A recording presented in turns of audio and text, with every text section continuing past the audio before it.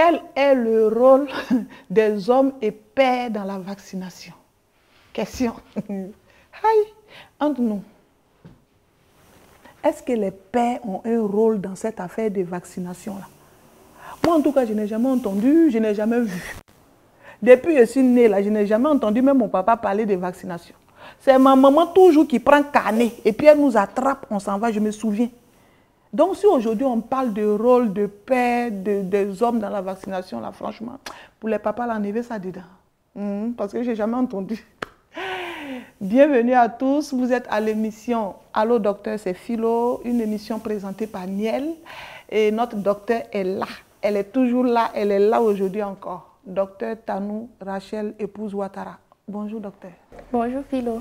Comment vous allez? Je vais bien et vous? Oui, ça va, il n'y a pas de souci. Docteur, on est là encore pour question. On a toujours vu que c'est les mamans qui s'impliquent beaucoup plus dans faire des vaccinations. C'est elles qui sont toujours au devant. Quand on parle de vaccination, c'est les mamans, c'est les mamans. Pourquoi c'est comme ça? C'est comme ça parce que la vaccination commence déjà à un âge très bas. À partir du premier jour de naissance, on commence à vacciner les enfants. Et comme le bébé est vraiment dépendant de la maman, bon, je pense que c'est surtout pour ça. Le bébé est dépendant de la maman, on dit que c'est la maman qui doit prendre soin du bébé, qui doit le nourrir. Donc ça fait que le concept a pris et tout le temps, ce sont les mamans qui sont toujours auprès des bébés pour les amener pour se vacciner. Alors que les hommes ont un rôle très important voilà, dans la vaccination. Comment? Parce que l'homme en tant que leader, en tant que chef de famille, en tant que personne ressource, leur implication dans la vaccination va permettre une meilleure réussite de l'implémentation du calendrier vaccinal. Voilà. Donc, déjà, il faut que les hommes puissent aller à l'information. Voilà. Mais qu'ils puissent comprendre. C'est pas vous qui oui, a donné voilà. cette information? Oui, c'est nous, on va donner l'information, mais il faut qu'ils viennent déjà vers nous pour comprendre. Vous ne pouvez pas faire, je ne sais pas, il n'y a pas de plan, de technique, de manière pour les emmener. Déjà, pendant le suivi de la grossesse, pendant les visites prénatales, on doit commencer à expliquer aux papas qu'ils ont un rôle très important. En tant que chef de famille, c'est important qu'ils comprennent l'importance de la vaccination. Voilà les avantages de la vaccination. Quand eux, ils vont comprendre, ils vont pouvoir amener les femmes à mieux comprendre aussi. Voilà. Lors de la première émission, on a parlé des angoisses autour de la vaccination. Il y a toujours des craintes. Mais lorsque leur mari, leur époux, leur frère vont aller à l'information, ils vont comprendre ce que c'est que la vaccination, l'importance de la vaccination, ça va permettre encore d'atténuer ces peurs et puis ces angoisses-là. Elles vont aller encore mieux. Pour les hommes qui accompagnent les femmes lors des visites pendant la grossesse, on explique toujours. C'est vrai qu'ailleurs, les hommes ne sont pas très impliqués pendant la grossesse, les visites, pendant l'accouchement, mais il y a certains qui s'impliquent.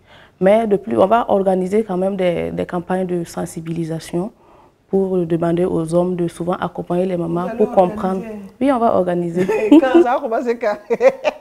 Est-ce que moi Parce je peux, que c'est toujours, je peux pas... non, mais c'est toujours intéressant qu'on entende les docteurs, même si tout de suite là, je me lève pour aller voir un docteur dans son bureau, dans sa clinique ou peut-être dans, je sais pas, dans son lieu de travail, il va me répéter la même chose. Et je vais repartir dans 10 ans, il va me répéter la même chose. Alors que les femmes attendent depuis la nuit des temps. Que les hommes les accompagnent. Oui. Non. Quelles sont les conséquences du fait que les hommes ne s'impliquent pas trop dans cette affaire-là? Y a-t-il des inconvénients, des conséquences et tout? Bien sûr, il y en a. Il y en a en ce sens que la femme est la seule à porter cette responsabilité de vaccination. Donc lorsqu'elle rencontre peut-être des effets secondaires, elle peut être réticente à envoyer encore l'enfant une autre fois pour continuer le calendrier vaccinal. Ça déjà c'est un problème. Alors que si son mari a compris, s'il arrive à lui expliquer, le mari pourra calmer, apaiser, comme il est plus proche de la femme que nous, agents de santé. Dès lors que lui, il a compris, pourra facilement amener la femme à comprendre encore, voilà.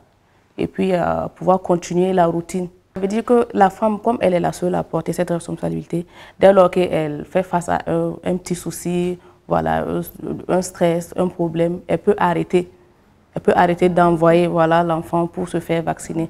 Alors que si son mari comprend, dès lors qu'il y a ce souci-là, il va lui expliquer non, c'est normal, il faut, voilà, ça va le protéger. Les médecins m'avaient dit effectivement qu'il y avait des effets secondaires, ça va passer, c'est pas grave, voilà. Mais comme ça, qu'est-ce qu'il faut faire pour que les pères s'impliquent plus? Est-ce qu'il y a des stratégies, il y a des manières? C'est pas que... Oui, il y a des manières. C'est notre rôle. Bon, d'une part, c'est notre rôle, c'est de conseiller les papas. de faire connaître déjà le calendrier vaccinal par les hommes, les chefs de famille, les pères, voilà, les oncles, leur montrer l'importance de la vaccination pour les personnes. Voilà. Également, leur expliquer que ce n'est pas qu'une histoire de femmes, ce n'est pas que de la responsabilité des mamans. Voilà, ils ont un rôle très important à jouer dans la vaccination.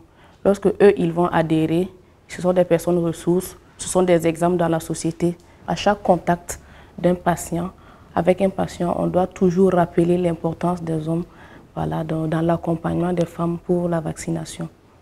Je pense que comme ça, on va plus toucher tout le monde. Voilà. Les gens comprendront mieux que ce n'est pas qu'une affaire de femmes. Les hommes ne s'impliquent pas vraiment. Pourquoi? Bon, comme j'ai dit au début, c'est parce que souvent le bébé est plus collé à la maman, il est plus dépendant de la maman, tout ça, mais ce n'est pas normal. Les hommes doivent vraiment s'impliquer pour accompagner, pour permettre qu'il n'y ait pas de cas perdus. Souvent, il y a des femmes qui commencent, mais comme la responsabilité est grande, elles peuvent abandonner à un moment. Mais s'ils étaient deux, si c'était tous les deux parents, voilà, on sait que ça allait vraiment continuer, suivre le cours normalement jusqu'à la fin. Et aussi, il y a des rappels. C'est très important que les hommes participent à rappeler les femmes, puisqu'il y a certains vaccins qu'il faut rappeler au bout d'un certain moment. La femme seule peut oublier, elle a d'autres responsabilités, voilà. Mais si les hommes adhèrent aussi, les rappels seront plus faciles.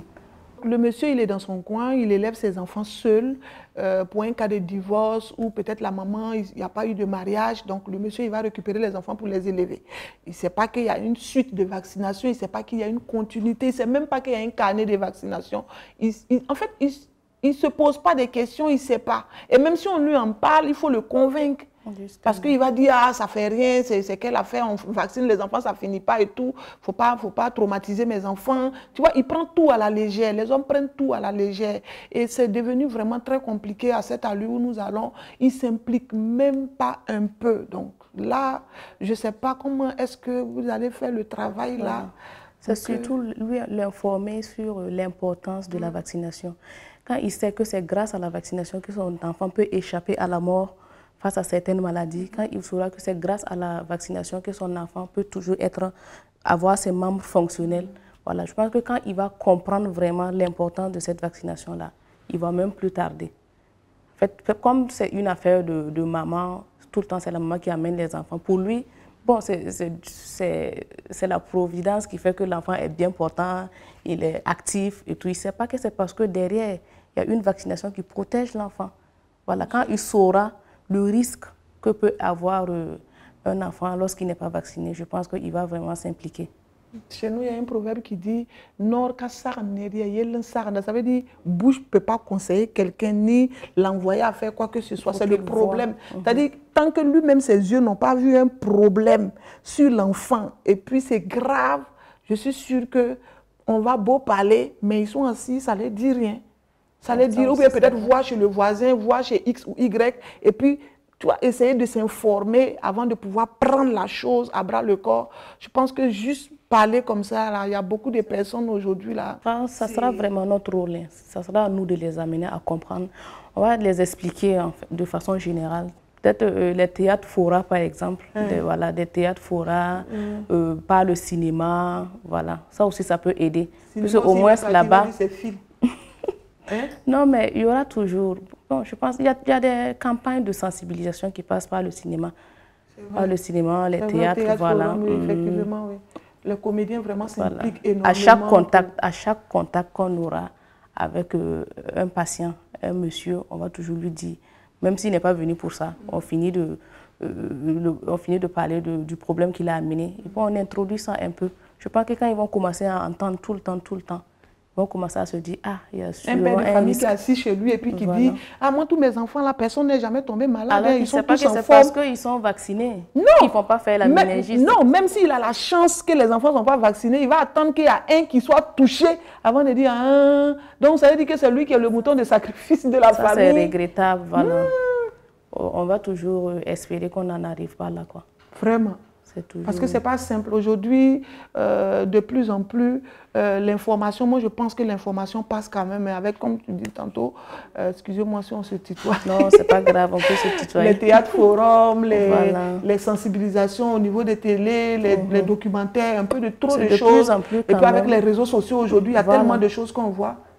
Ouais, avec les réseaux sociaux, des photos pour montrer un enfant qui a la poliomyélite, un enfant handicapé, des complications de méningite. En tout cas, s'ils voient ça, ils vont comprendre. C'est vrai qu'il y a le programme élargi de vaccination, mais il y a également des vaccins spécifiques en cas d'exposition à un germe, comme la rage par exemple. Un papa qui ne fait pas vacciner son enfant après qu'il se soit fait mordre par un chien enragé, ça c'est grave, parce que dès que la maladie se déclenche, il n'y a plus de solution. L'enfant va manifester la maladie et puis mourir. Il n'y a même plus de solution. C'est ça. Voilà. Donc, il faut que les parents s'impliquent énormément dans cette affaire de vaccination. Les parents, les papas surtout, accompagner les mamans, voilà, leur faciliter la tâche. Voilà. Parce qu'à elles seules, elles peuvent oublier les rappels. Alors que la campagne, les vaccinations permettent d'éradiquer plusieurs maladies. Ailleurs, il n'y a plus de fièvre jaune, par exemple. Il n'y a plus de poliomyélite. Même au Burkina, ça a considérablement diminué parce qu'il y a la vaccination. Donc, si les hommes s'impliquent encore plus, on va pouvoir éliminer certaines maladies et protéger les générations futures. Les enfants qui viendront après n'auront même pas connu, ils ne vont même pas savoir qu'il y a une maladie qu'on appelle poliomyélite, voilà, parce qu'on a pu couvrir la population avec la vaccination. Merci beaucoup, docteur. Merci d'être là, merci de répondre aux questions.